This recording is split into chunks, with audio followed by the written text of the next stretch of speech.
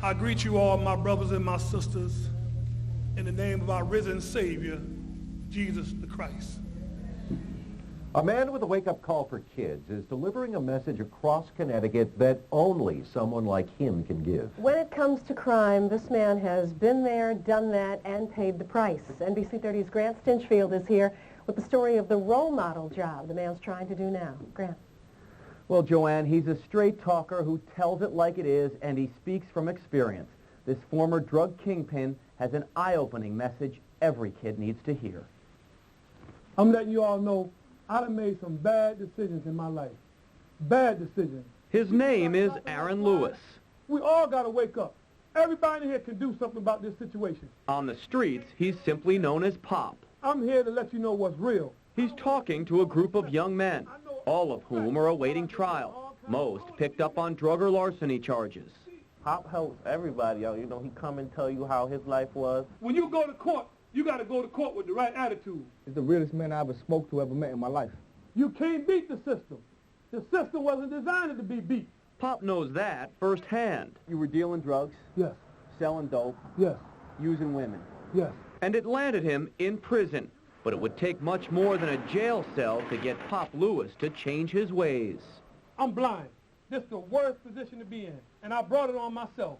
But not everybody's going to come out blessed and just get shot and still have the rest of their senses but be blind. Some are cast in the grave. I see that, and that just tell me I better get my act right. You have a bullet hole in your head, is that right? My temple, right here. Shot with a 9mm handgun. And had brain surgery. But don't call Pop Lewis lucky. Lucky was a racehorse in Belmont. I'm blessed to be alive. He believes he actually sees clearer now than ever before. What I got shot for? Living that lifestyle. Calling myself a hustler. Calling myself a dealer. I wasn't a hustler or a dealer. I was a terrorist. I was killing people, destroying lives. And he wants these kids to learn from his mistakes and misfortune. Don't try to look like no hustler. Don't try to look like no drug dealer. You can't fake it till you make it. You stand on the block with a cell phone. You stand on the block with some jewelry on. That stuff will get you killed. Looking the part will get you killed and will get your family killed. How long will the message last? No one knows for sure. I mean, I get the urge to go out there and, you know, do my thing. But I'm going to tell you something. You're only hurting yourself. You're only hurting yourself. Even Pop knows the streets offer temptation that's hard to compete with.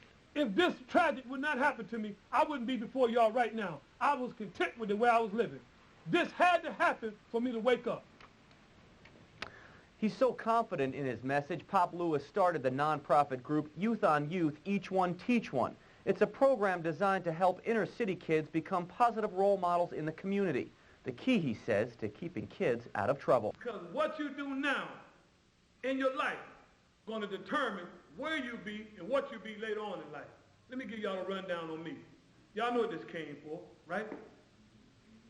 I thought I was about it. I'm down in Bed-Stuy. I'm down in the Bronx. I'm in Connecticut. I'm down in Miami. I'm in ATL. I'm bringing it. Somebody else slinging it. Let me tell y'all something right now. The life look good. The glamour life look good. Riding a Hummer, Bentley, you blinging, you got all the females, got all the gators, got all the clothes. That look good. But it ain't nothing but temporary pleasure. First of all, you got to understand something like I understand something. In this room right now, believe me, I know all y'all ain't guilty. I got enough sense to know I got a group of kids in here. I got some in here that really want something in life. I got some in here that really want an education. I got some in here say bumper education. I'm going to get my grind on. I'm going to get my bank off the street. I'm going to come up, and then I might go back to school. A lot of you all thinking like that. I know you're thinking like that, as a matter of fact. But the ones who y'all calling a square, the one y'all calling a herd, the one y'all looking down on saying they ain't about nothing, believe me, them are going to be the ones who outdo you. Them are going to be the ones who outpass you. All that is nothing but peer pressure. But you cats and you females who think you got it going on, the only ones who got it going on is the ones who really want something in life.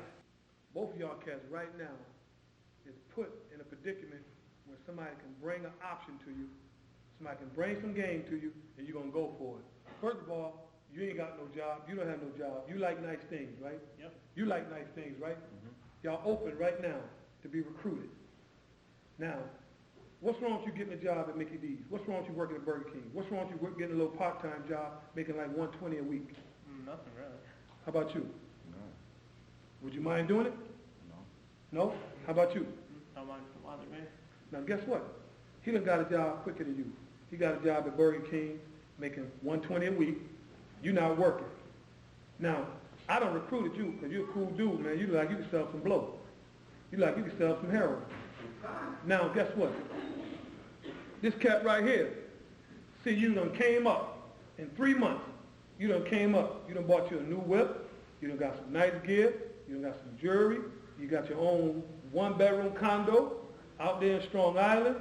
So now my man saying to himself, man, why I'm working on Mickey D's making $120 a week when my man right here done came up in 30 days. How does that look to you? How does it look to what he's doing, really? Be honest with yourself. He's doing it. He's doing it, right? Yeah. He's doing it, right? Yeah. But guess what? Slow money better than no money. Oatmeal better than no meal. Homeboy ain't told you all what he going through to get that what he got. One thing about it, man, you got a safe job. You got an honest job. You might not get to where he at quick as he would, but you'll get there eventually. You know that, right? What I'm trying to tell you is, man, focus on what you want to do legitimately. Focus on what you want to do with your life. Selling dope, selling drugs, it ain't no career. It ain't nothing but temporary pleasure. That's all it is, a temporary pleasure. I don't want y'all to make no decisions for me or for the teachers. I want you all to make a decision today. What y'all want to do with y'all life. I want you all to understand something. What you do now in your life determine where you'll be and what you'll be later on in life. I started out not listening to my parents, but in Mr. Pop's neighborhood, we listen to our parents, right? Yes. We accept authority, right? Yes. No bullying, right? Yes. No drug use, right? Yes. No gang violence, right? Yes. No peer pressure, right? Yes. We accept authority from adults and our parents, right? Yes. We do the same, we go to school, correct? Yes. Now, I want you all to know, you all have a right to ask me any questions you want to ask me, and don't feel ashamed or don't feel like you're going to hurt my feelings. If you want to ask me about the scars on my head, you're welcome to do that. If you want to ask me about the holes in my neck, you're welcome to do that, because I'm going to explain to you what the purpose of these holes in my neck and these scars in my head, okay? Yes. But number one, I want you all to know something. Take life serious, okay? Take your education serious. I want you all to realize you're going to show your teachers respect, okay? Yes. Listen to this. At 8 years old, I was cursing teachers. I was teasing other kids. Say ranking. Ranking.